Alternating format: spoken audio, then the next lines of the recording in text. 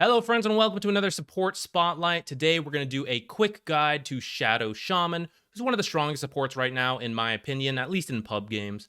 You may have seen him in the recent top 5 position 5 video, and sneak peek, you're going to see him in the position 4 video maybe coming out soon. So pretty good hero. Let's talk about how to play him. Let's start with items because this is a bit more cookie cutter, a little straightforward. So even if you don't know the hero well, you kind of just go with a default build and you'll be fine. For starting items, typical support starting items will be fine. You know, sentries, if you get an observer, you can grab that. Now, with some of the extra money, besides like your tangas and salves, mangoes, pretty good because your spells are very expensive and you have short attack range. So in the laning stage, something you're going to do is like walk up, attack people, use either shock on them, attack. That's going to be like a combo. You're going to take a lot of chip damage in that time because you just have short attack range. So you have to walk up real close, and you're a slow hero, so as you then retreat, they might hit you a couple times. So the mangoes, HP regen, tends to be very good for Shadow Shaman. You're going to help deal with that chip damage. But, like we said, expensive spells, so you will use these mangoes at some point. If not in the laning stage, later on. So they will be used, and you might as well get the value out of them at the start. Now, a stick, because you're going to possibly be fighting a lot, Shadow Shaman's good at that kind of thing. Magic stick, good when the enemy reacts with all their spells, you get all these charges. So this can be very nice. Another build you can do, typically for position 4 Shadow Shaman, is to actually start with boots first, just like Tango boots. You're probably going to have to buy more regen after that, but the idea here is that your auto attack is so powerful that if you're faster, you can like walk up, hit people, back out, go do a pull, walk in, hit, like repeat, that kind of thing. And they can't punish you as much because you're faster with these boots. That's kind of the idea for this like boots of speed start. I wouldn't recommend it for position 5 Shadow Shaman because you really do want like these tangos, these salves. You want to be able to like support your carry, and this is pretty greedy. Position 4 can get away with it. Like I said, you probably will still need to buy some regen after that, but that's something you can try out as well. Now, after whatever your starting items are, it's pretty common to go arcane boots because your spells are expensive, so this helps out a lot. And Aether Lens is one of the most common items for Shadow Shaman, so just kind of goes together. If you want to get Tranquil boots first, that's fine. Just like need the Tranquil boots, really. You know, it's like I'm against a Venomancer, a Zeus, Tinker, Spectre. These heroes who like randomly damage you, an enemy Bloodseeker who benefits from you being low health, have a reason to get Tranquils first. And then it's fine. You know, it's just it's a support item, so it's no big deal. But you will have some mana issues if you go Tranquil Boots first because your spells are so expensive. So that's why Arcanes are nice. If you go Tranquils first, you're probably going to have to buy a couple Clarities along the way, or hopefully you have a good neutral item for that. Now, after that, whether you get Arcanes or Tranquils, you probably still will go for an Aether Lens. If not your first item, it'll be later. It's just really good. Helps your mana issues, and it increases your cast range. Because you have to stand still when you shackle, and because your Hex is a really good ability too, you want more cast range so that you can be in a good position to catch out the heroes, and then stand pretty far back as you shackle them, because you're pretty vulnerable while you're shackling. So Aether Lens, the extra cast range, tends to be great for that.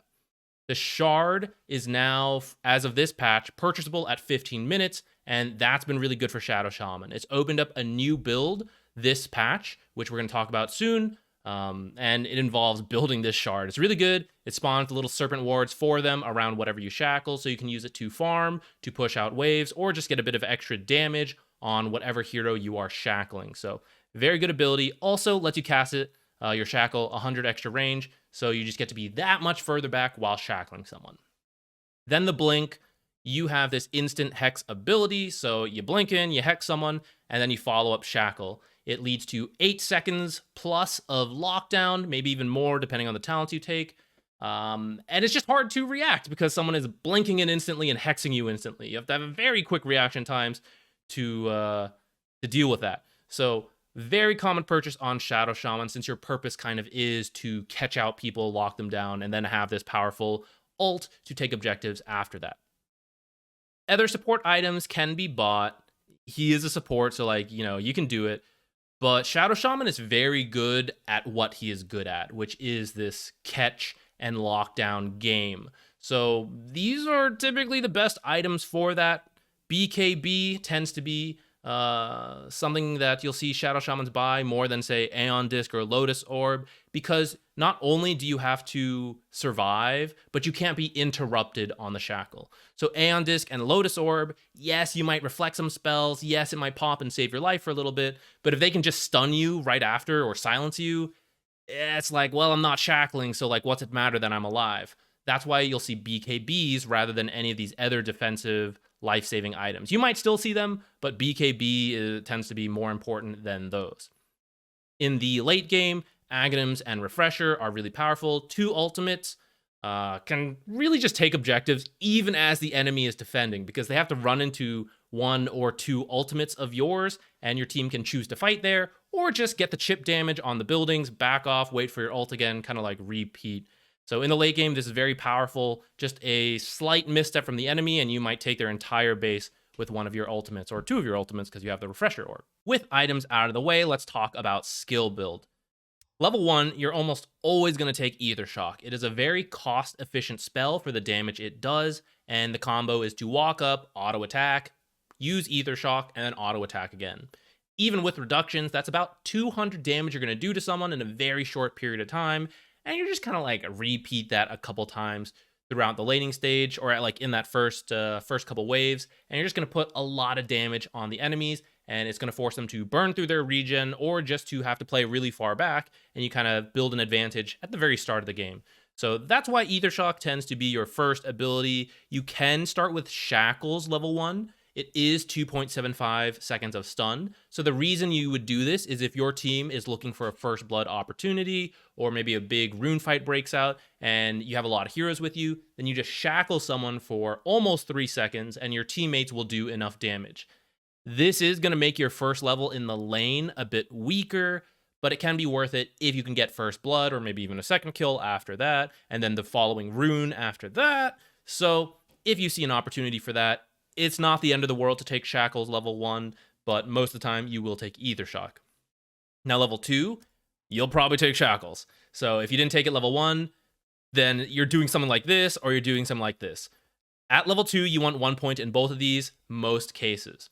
Shackle is just really good, like we said, 3 seconds, so you kind of whittle someone down with your auto-attack Q auto-attack combo, and then when they get maybe 50%, it depends on your carry, you lock them down for 3 seconds, and your carry comes up and finishes the kill. That is a very powerful lane combo kill right there.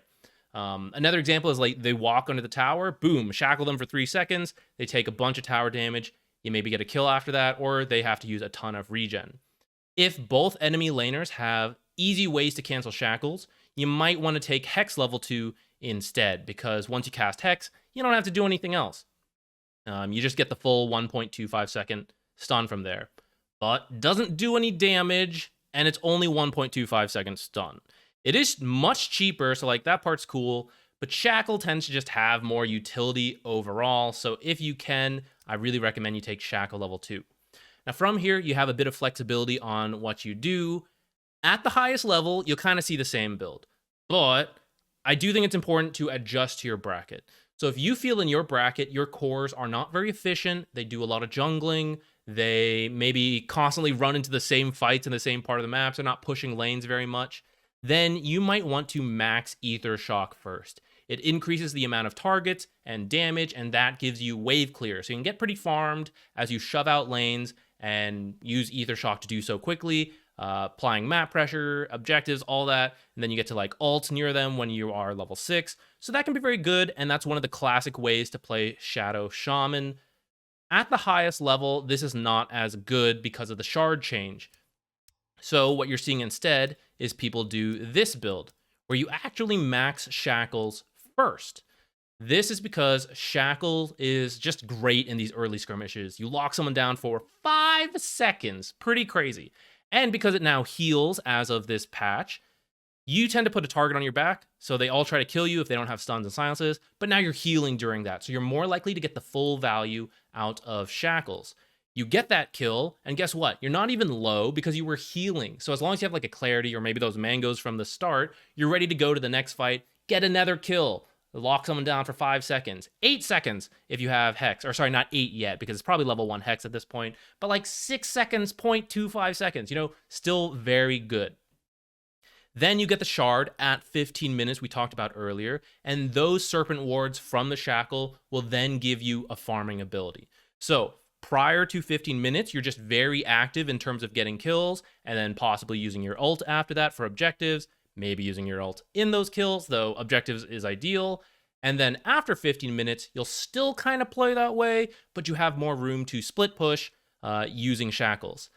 Doesn't really work the other direction. So like say you max Ether Shock first and you try to be involved in these fights. Yes, you contribute a bit more damage this way, but you don't really pick Shadow Shaman to do a lot of damage. That's what your teammates are going to be for. You are there to lock heroes down, and that's why Shackles is a lot better. You might also get a kill through Ether Shock being maxed, but then you might be low health because you don't have this innate heal from Shackles. And then maybe you need Tranquil Boots, but then you're low on mana, so you have to buy a lot of mana. So right now, the build tends to like, let's get these mana items, let's get the heal from Shackles and just be very active in this early game. Then we get that shard, we get our farming. So after that, you then just max Hex for more lockdown. This is where you get over 8 seconds of lockdown on a single target, up to almost 10 seconds if you take this talent, which I recommend. And then after that, you finally max Ether Shock as you have nothing else. This will give you a bit more wave clear at the end to help deal with waves, but like that's kind of also what the shard does. So like that's why Ether Shock has now become less important because of this new shard build. I didn't even talk about your ult, but you're just going to straight up take it at any chance you get. It's very great for taking early game towers, late game towers too. That's why we always take it. But in those early fights, after you get a kill with your high levels of shackles, you then just ult a tower, maybe do Roshan. That's something new in this patch. You by yourself can do Roshan, but you plus any core can easily do Roshan if you commit your ultimate for it. These early objectives help to push you forward, push your team. They all have an advantage from the extra gold, the map, all of that. You keep locking people down, all works together. For your talents, pretty straightforward again. Hex cooldown just brings us down to 10 seconds. And then when you combine this with this 15 talent at +1 shackle duration, you can almost perma-stun someone because you hex them. Hex is 10 seconds, 10-second cooldown, but you hex them for 3.5 seconds. After 3.5 seconds, you shackle them for 5 or 6 seconds, depending on the talent. And at that point, you almost have Hex up again because of this cooldown talent. So then you Hex them again. So as long as you have one teammate to stun, like that small gap where these abilities don't overlap, then someone is just standing still for over 10 seconds not playing Dota. So these talents tend to just go really well together. If you find yourself dying really quickly, not even surviving over 10 seconds to be able to use Hex repeatedly, shackle damage can be good, but don't think of it as shackle damage because the damage doesn't really matter. Right now, it actually heals as well. So it goes up to a 410 heal when you shackle, and that can help you survive a little bit more damage while people are trying to kill you while you're shackling. So if you're finding that's an issue, you can do this, but the common build is to go for the -3 seconds. Now level 20, Hex breaks. That means you break people's passives, things like that, and that can be really good in the late game. For example, Timber doesn't get reactive armor, or Sven doesn't cleave. I guess he's not cleaving because he's hexed anyway, so he's a bad example. Let's do PA. She loses her evasion, so she's suddenly much easier to kill while hexed. So this tends to be a very great talent.